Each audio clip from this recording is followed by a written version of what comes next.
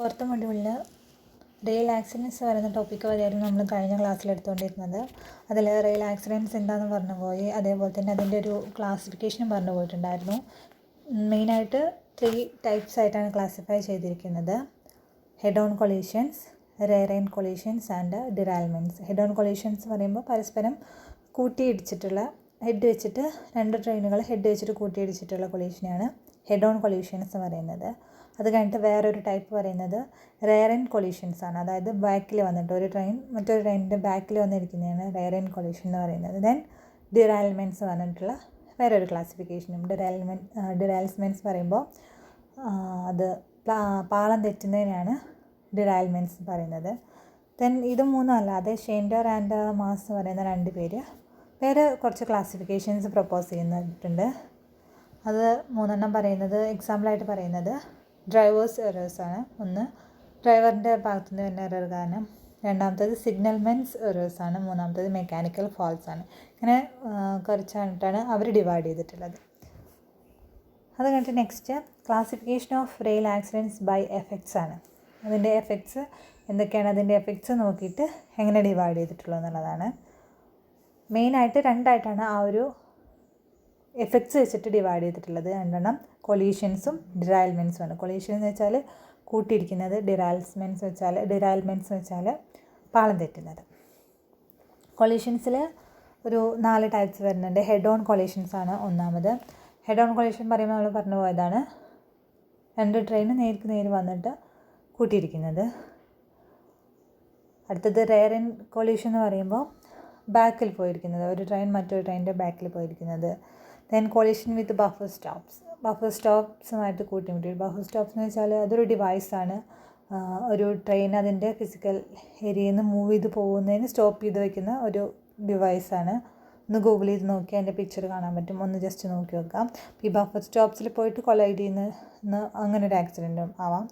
Obstruction on the line, അല്ലെങ്കിൽ railway ലൈനിൽ വരുന്ന ഒബ്സ്ട്രക്ഷൻസ് തടസ്സങ്ങൾ കാരണം ആക്സിഡൻറ്റ് സംഭവിക്കാം. അത് റോഡ് വെഹിക്കിൾസ് ആവാം, ലാൻഡ് സ്ലൈഡ്സ് ആവാം, അലാൻഡീസ് ആവാം. ഈ പറയുന്നതൊക്കെ ഒരു ഒബ്സ്ട്രക്ഷനായിട്ട് ഈ ട്രെയിൻ പോകുന്ന ആ ലൈനിലുണ്ടെന്നുണ്ടെങ്കിൽ അത് ഒരു ട്രെയിൻ ആക്സിഡൻറ്റിന് കാരണമാണെന്ന് പറയുന്നത്.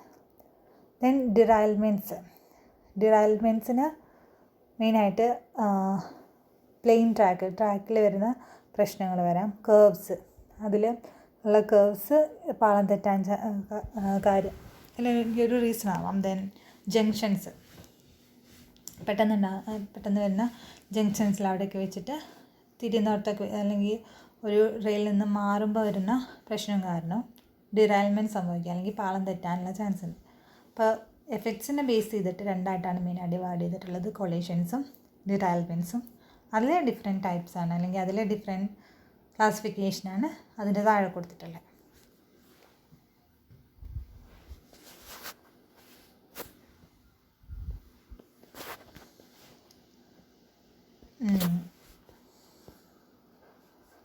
അത് കഴിഞ്ഞിട്ട് അതർ ക്ലാസിഫിക്കേഷനിൽ അല്ലെങ്കിൽ അതർ വേസ് ഓഫ് റെയിൽ ആക്സിഡൻറ്റ്സിൽ നമുക്ക് പറയാവുന്നത് ഫയേഴ്സ് ആൻഡ് എക്സ്പ്ലോഷൻസ്. ഫയേഴ്സ് അല്ലെങ്കിൽ റെയിൽവേ ട്രാക്കിൽ ഉണ്ടാകുന്ന ഫയറും അല്ലെങ്കിൽ പൊട്ടിത്തെറികളും കാരണം ട്രെയിൻ ആക്സിഡൻറ്റ് സംഭവിക്കാം. അത് സബോട്ടേജ് വേണമെന്ന് വെച്ചിട്ട് ആരെങ്കിലും കരുതി കൂടി ചെയ്യുന്നതാവാം, ടെററിസം പോലുള്ള കാര്യങ്ങളാവാം. Then falls from trains collision with people on track. ട്രെയിനിൽ നിന്ന് വീണ് പോയിട്ട് ആക്സിഡൻറ്റ് സംഭവിക്കാം, ആളുകൾക്ക് മരണം സംഭവിക്കാം. അതേപോലെ തന്നെ കൊളീഷൻ വിത്ത് പീപ്പിൾ, റെയിൽവേ ട്രാക്കിലൂടെ നടന്നു പോകുന്ന ആളുകളെ കൂട്ടിയിടിച്ചിട്ട്. ഇപ്പോൾ ട്രെയിനൊന്നും പറ്റില്ല, ഇപ്പോൾ ട്രെയിനിൽ പറ്റാൻ ചാൻസ് ഉണ്ട്, പെട്ടെന്ന് കൺട്രോൾ കിട്ടാത്ത പാളം തെറ്റാനൊക്കെ ചാൻസ് ഉണ്ട്. എന്നാൽ പോലും അതൊരു റെയിൽവേ ആക്സിഡൻ്റ് ആയിട്ടാണ് പറയുന്നത്. Collision with people on tracks, then fall from trains എന്ന് പറയുന്നത്.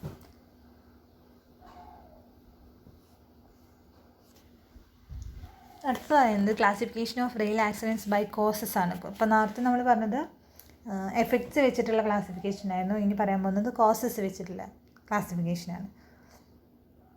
പാസിംഗ് സിഗ്നൽ അറ്റ് ഡേഞ്ചർ, അതായത് ഡേഞ്ചർ പോയിന്റിൽ പാസിംഗ് സിഗ്നൽ കൊടുക്കുന്നതാണ് ഒന്ന്. എക്സസീവ് സ്പീഡ് കൂടുമ്പോഴുണ്ടാകുന്നതാണ് ആ ഒരു ആക്സിഡൻറ്റ് ഉണ്ടാകാൻ ചാൻസ് കൂടുതലായിരിക്കും. അങ്ങനെ സംഭവിക്കുന്ന ആക്സിഡൻറ്റ്സ് ആണ് വേറൊന്ന് പറയുന്നത്. മിസ്ഹാൻഡ്ലിങ് എൻജിൻ്റെ യൂസേജിൽ വരുന്ന പ്രോബ്ലംസ് അല്ലെങ്കിൽ അത് യൂസ് ചെയ്യുമ്പോൾ അല്ലെങ്കിൽ അത് ഹാൻഡിൽ ചെയ്യുന്നിടത്ത് എന്തെങ്കിലും മിസ്റ്റേക്ക് വരുമ്പോൾ വരുന്ന പ്രശ്നങ്ങളാണ്. ദെൻ സിഗ്നൽമാൻസ് എറേഴ്സ് എന്ന് പറയുമ്പോൾ സിഗ്നൽ കൊടുക്കുക. നമ്മളറിയാം ഇപ്പോൾ ട്രെയിന് ഇപ്പോൾ അധികം അങ്ങനെ ഇപ്പോഴും ഉണ്ട് തോന്നുന്നുണ്ട്. ട്രെയിൻ വരുമ്പോൾ കൊടി കണ്ടാൽ ഒരു പച്ചക്കൊടി ആണെങ്കിലും ചുവപ്പാണെങ്കിലും നിർത്താനും പോകാനും ഒക്കെ ആ കൊടി കാണിച്ചാൽ തന്നെ പോളും. അപ്പോൾ അവിടെ വരുന്ന എറേഴ്സ് കാരണം റെയിൽ ആക്സിഡൻറ്റ്സ് സംഭവിക്കാം. Allowing two train into same occupied block section. അപ്പോൾ അതിൽ വരുന്ന ഒരു മിസ്റ്റേക്കാണ് ഒരേ സമയം 2 ട്രെയിൻസിന് ഒരേ സ്ഥലത്തേക്ക് പ്ലേസ് ചെയ്യുക എന്നുള്ളത്. Incorrect operation of signals points or token equipment. ആ യൂസ് ചെയ്യുന്ന എക്യുപ്മെൻറ്റിൻ്റെ ഇൻകറക്റ്റ് യൂസേജാണ് ഒന്ന് പറയുന്നത്. ഈ സിഗ്നൽമാൻ യൂസ് ചെയ്യുമ്പോൾ അവിടെ വരുന്ന mistakes. Then mechanical failures of rolling stock. ആ റോളിംഗ് സ്റ്റോക്കിന് വരുന്ന mechanical failures, poor design, poor maintenance. ആ ഒരു ട്രെയിനിൻ്റെ റോളിംഗ് സ്റ്റോക്കിന് വരുന്ന പ്രശ്നങ്ങളാണ് പിന്നെ പറയുന്നത്. അത് കാരണം ആക്സിഡൻറ്റ് സംഭവിക്കുക എന്നുള്ളതാണ് പറയുന്നത്. Then civil engineering failure. ആ ഒരു ട്രെയിനിൻ്റെ അല്ലെങ്കിൽ ട്രാക്കിൻ്റെ സിവിൽ എഞ്ചിനീയറിംഗ് ഡിപ്പാർട്ട്മെൻറ്റുമായിട്ട് കണക്ട് ചെയ്ത് വരുന്ന മിസ്റ്റേക്സ് കാരണം ട്രാക്ക് ഫാൾട്ട്സ്, ട്രാക്കിൽ വരുന്ന മിസ്റ്റേക്സ് അല്ലെങ്കിൽ ട്രാക്ക് കൺസ്ട്രക്ട് ചെയ്തപ്പോൾ വന്ന mistake. Then bridges and tunnel collapses. ഇത് കടന്നു പോകുന്ന വല്ല ബ്രിഡ്ജസോ പാലങ്ങളോ അല്ലെങ്കിൽ ടണൽസോ ഒക്കെ കൊളാപ്സ് ആവുന്നതാണ് പിന്നെ പറയുന്നത്. Then acts of other people. മറ്റാളുകളുടെ പ്രവർത്തികൾ കാരണം റെയിൽ ആക്സിഡൻറ്റ് സംഭവിക്കാം. അത് റെയിൽവേ പേഴ്സൺ അല്ലെങ്കിൽ ഈ ട്രെയിനിൽ അതിപ്പോൾ മറ്റ് വ്യക്തികൾ എന്ന് പറയുമ്പോൾ ഒന്നെങ്കിൽ റെയിൽവേ സ്റ്റേഷനിൽ വർക്ക് ചെയ്യുന്ന ആളുകളാവാം. വർക്ക് ചെയ്യുന്ന ആളുകൾ എന്ന് വെച്ചുമ്പോൾ പോർട്ടേഴ്സും അങ്ങനെയുള്ളവരായിരിക്കാം. ദെൻ നോൺ റെയിൽവേ പേഴ്സണൽസും കാരണം ആക്സിഡൻറ്റ് സംഭവിക്കാം. അതുപോലെ തന്നെ ആക്സിഡൻ്റായിട്ടും ദെൻ ഡെലിബറേറ്റ് ആയിട്ടും വേണമെന്ന് വെച്ചിട്ടായിട്ടും. ഡെലിബറേറ്റ് എന്ന് പറയുന്നതിൽ നമുക്ക് സൂയിസൈഡ് പറയാം, ടെററിസം, അങ്ങനത്തെ കാര്യങ്ങൾ കാരണം റെയിൽ ആക്സിഡൻറ്റ് സംഭവിക്കാം. ആക്സിഡൻ്റലി ഒരാൾ വേണമെന്ന് വെച്ചിട്ടല്ല, ബൈ മിസ്റ്റേക്ക് അങ്ങനത്തെ ആക്സിഡൻറ്റ് സംഭവിക്കാം. ട്രെസ്പാസിങ്, ആളുകൾ കടന്നു പോകുമ്പോൾ വരുന്ന അല്ലെങ്കിൽ മറ്റ് വഴിയാത്രക്കാർ അല്ലെങ്കിൽ അങ്ങനെയുള്ളവർ കാരണം ആക്സിഡൻറ്റ് സംഭവിക്കും. അപ്പോൾ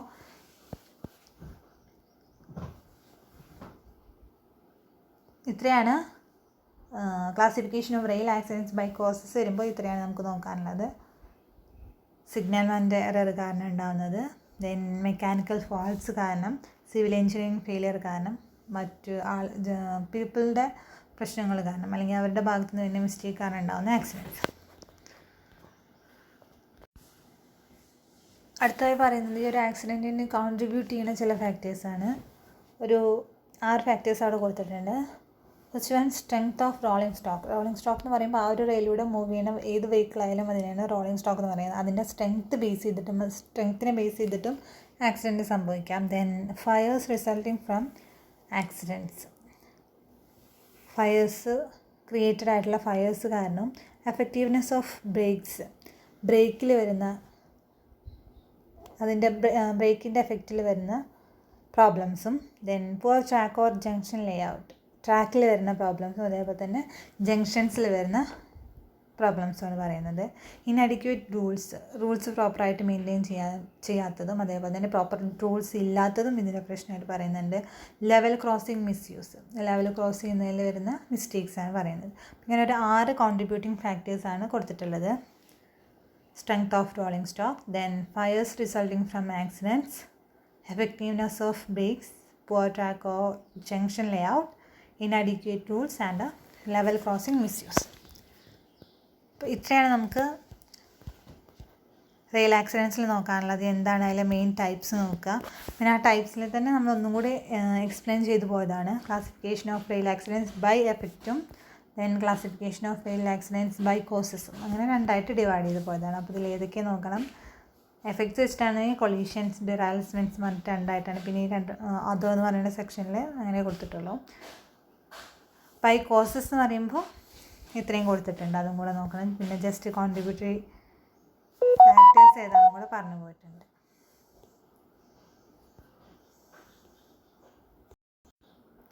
അത്രയാണ് റെയിൽ ആക്സിഡൻറ്റ്സ് പറയുന്ന ആ ഒരു ടോപ്പിക്കിൽ നോക്കേണ്ടത്. അത് കഴിഞ്ഞിട്ട് നെക്സ്റ്റ് നമ്മൾ മൂവ് ചെയ്യുന്നത് എയർ ആക്സിഡൻറ്റ്സ് പറയുന്ന സബ് ടോപ്പിക്കിലേക്കാണ്.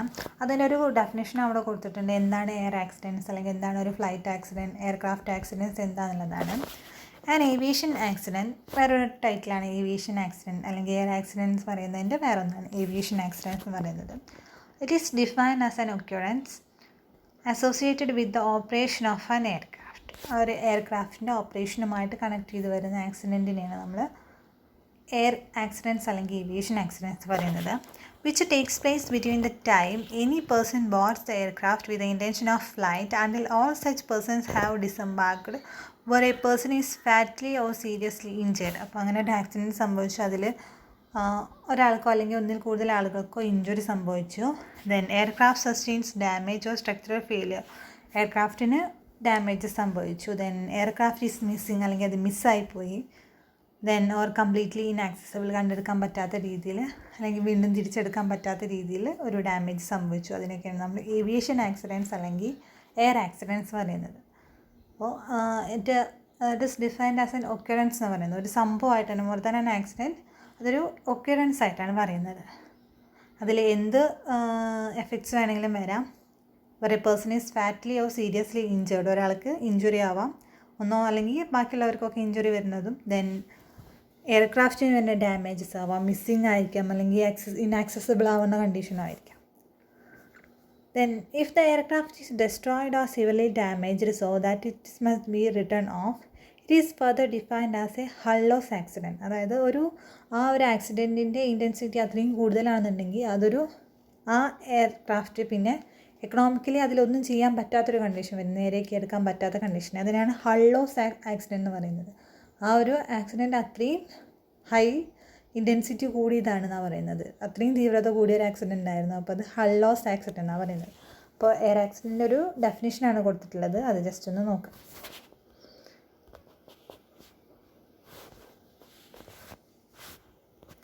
ഞാൻ പറയുന്നത് എയർ ആക്സിഡൻസിൻ്റെ അല്ലെങ്കിൽ ഏവിയേഷൻ ആക്സിഡൻസിൻ്റെ കോസസ് ആണ്. മെയിനായിട്ട് 5 പറഞ്ഞിട്ടുള്ളത്. ഒന്ന് pilot error, then mechanical error, weather, sabotage and other human errors. അപ്പോൾ 5 മിസ്റ്റേക്സ് ആയിട്ടാണ് അല്ലെങ്കിൽ കോസസ് 5 ഡിവൈഡ് ചെയ്തിട്ടുള്ളത്. അതിൽ ഫസ്റ്റ് വൺ പൈലറ്റ് എറർ ആണ്. Half of all plane crashes are caused by pilot error. അപ്പോൾ ഒരു 100 50 പൈലറ്റിൻ്റെ മിസ്റ്റേക്സ് കാരണമാണ് ഉണ്ടാകുന്നതെന്നാണ് പറയുന്നത്. That may seem like a very high statistics, but it make perfect sense when you think about everything that a pilot must do. അപ്പോൾ പെട്ടെന്ന് ആലോചിക്കുമ്പോൾ 100 50 പൈലറ്റിൻ്റെ മിസ്റ്റേക്കാന്ന് പറയുമ്പോൾ നമുക്കത് വളരെ കൂടുതലായിട്ട് തോന്നാം. പക്ഷേ ഒരു ഫ്ലൈറ്റിൽ അയാൾ ചെയ്യുന്ന കാര്യങ്ങൾ എന്തൊക്കെയാണെന്ന് നോക്കുമ്പോൾ അതിന് ചാൻസസ് ഉണ്ടെന്നുള്ളത് നമുക്ക് തോന്നും. Pilots must navigate through dangerous weather. അയാൾ ഫ്ലൈറ്റ് മൂവ് ചെയ്യുമ്പോൾ ഡേഞ്ചറസ് വെതേഴ്സ് അല്ലെങ്കിൽ കാലാവസ്ഥയിൽ വരുന്ന മാറ്റങ്ങൾ അയാൾ ഫേസ് ചെയ്യണം. Then response to mechanical issues and execute a safe take off and landing.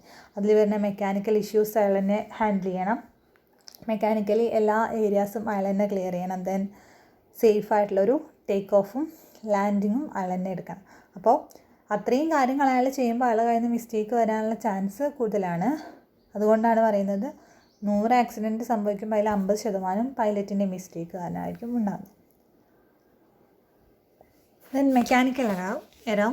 The second most common cause of plane crash is mechanical error. അപ്പോൾ പൈലറ്റിൻ്റെ errors കഴിഞ്ഞാൽ പിന്നെ വരുന്ന ഒരു സെക്കൻഡ് മോസ്റ്റ് ഇമ്പോർട്ടൻറ്റ് കോസ് എന്ന് പറയുന്നത് മെക്കാനിക്കൽ എറേഴ്സാണ്. ഫ്ലൈറ്റിൻ്റെ അല്ലെങ്കിൽ ഈ എയർക്രാഫ്റ്റിൻ്റെ മെക്കാനിക്കൽ ഫീൽഡുമായിട്ട് ബന്ധപ്പെട്ട് വരുന്ന മിസ്റ്റേക്സാണ്.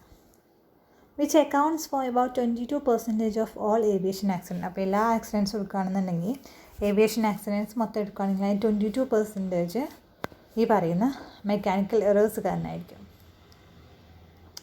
Mechanical error differs from pilot error because when a critical system fails the pilot may be at the mercy of the plain.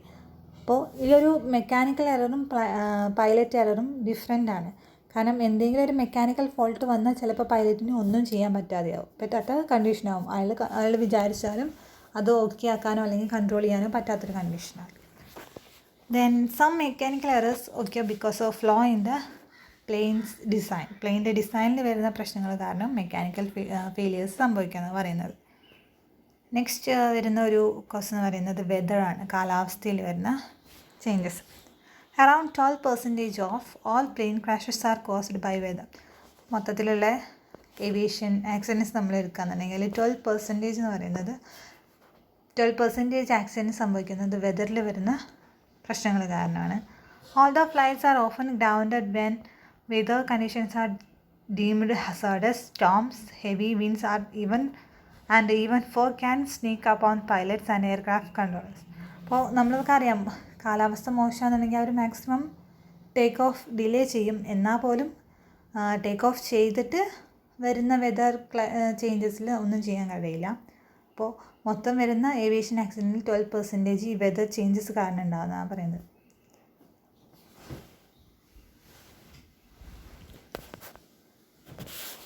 പിന്നെ പറയുന്നതാണ് സബോട്ടേജ് എന്ന് പറയുന്നത്. സബോട്ടേജ് എന്ന് പറയുമ്പോൾ വേണമെന്ന് വെച്ചിട്ട് ഇൻറ്റൻഷനലി ആരെങ്കിലും ഒരു ആക്സിഡൻറ്റ് നടത്താൻ നോക്കുന്നതിനാണ് സബോട്ടേജ് എന്ന് പറയുന്നത്. ടെററിസം ആവാം, അങ്ങനത്തെ സംഭവങ്ങൾ എന്തെങ്കിലും കാരണം ഒരു പേഴ്സണോ അല്ലെങ്കിൽ ഒരു ഗ്രൂപ്പോ ആ ഒരു പ്ലെയിൻ ക്രാഷ് നടത്തണം എന്നുള്ളൊരു ഇൻറ്റൻഷനോടെ മൂവ് ചെയ്യുന്നതിനാണ് സബോട്ടേജ് എന്ന് പറയുന്നത്. Plane crashes that are caused by sabotage to the most media attention but they only account for about 9% of total plane crash. അപ്പോൾ ഈ ഒരു ടൈപ്പ് ഓഫ് ആക്സിഡൻറ്റിനെയാണ് ഏറ്റവും കൂടുതൽ മീഡിയ അറ്റൻഷൻ കിട്ടുന്നത്. എന്നാൽ പോലും അത് വളരെ കുറവാണ്. ടോട്ടൽ ആക്സിഡൻറ്റ്സിൽ 9% മാത്രമേ സബോട്ടേജ് എന്ന് പറയുന്ന ആ ഒരു കോസ്റ്റ് കാരണം ഉണ്ടാവുന്നുള്ളൂ. Some sabotaged flights crash because of hijackers and of courses most notable examples are the 3 flights that were hijacked on September 11th. ഹൈജാക്കേഴ്സ്, അത് ഹൈജാക്ക് ചെയ്ത് കൊണ്ടുപോകുക എന്നുള്ളതാണ് പറയുന്നത്. അവരതിൽ ഫ്ലൈറ്റിൽ ഹൈജാക്ക് ചെയ്യുക എന്നുള്ളതാണ് പറയുന്നത്. അതിൽ ഏറ്റവും ഇമ്പോർട്ടൻ്റ് ആയിട്ടൊരു എക്സാമ്പിൾ പറയുന്നത് 3 flight at A time hijack ചെയ്തിട്ടുണ്ട്. ആ ഒരു ഇൻസിഡൻറ്റും പറയുന്നുണ്ട്. അപ്പോൾ സബോട്ടേജാണ് വേറൊരു റീസൺ ആയിട്ട് പറയുന്നത്. Then other human errors. The bulk of remaining plane crashes about 7%, ബാക്കി വരുന്ന 7%-ൽ are caused by other kinds of human errors. ബാക്കിയുള്ള ഹ്യൂമൻ ബിഹേവിയറിന് വരുന്ന മിസ്റ്റേക്സ് കാരണം ഉണ്ടാവുന്ന ആക്സിഡൻറ്റ്സ് ആണ്. Some plane crashes are inadvertently caused by air traffic controllers അവരുടെ നിർദ്ദേശങ്ങളിൽ വരുന്ന മിസ്റ്റേക്സ് കാരണം ആക്സിഡൻറ്റ് സംഭവിക്കാം.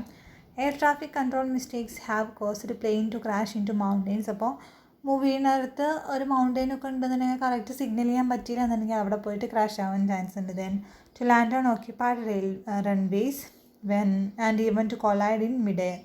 അതുപോലെ തന്നെ ഓക്യുപ്പൈഡ് വേറൊരു പ്ലെയിൻ ചെന്ന് നിൽക്കണോടത്ത് പോയിട്ട് ലാൻഡ് ചെയ്യാനും പറയുമ്പോഴും അതേപോലെ തന്നെ അപ്പോൾ അവിടെയൊക്കെ ആക്സിഡൻറ്റ് സംഭവിക്കുകയാണ്. Then even to collide in mid എയറിൽ വെച്ചിട്ട് പരസ്പരം കൂട്ടിമുട്ടാനൊക്കെ ചാൻസ് ഉണ്ട്. ആരുടെ കയ്യിൽ നിന്ന് വരുന്ന മിസ്റ്റേക്ക് ആണെങ്കിൽ, എയർ ട്രാഫിക് കൺട്രോളേഴ്സിൻ്റെ കയ്യിൽ നിന്ന് വരുന്ന മിസ്റ്റേക്ക് ആണെങ്കിൽ.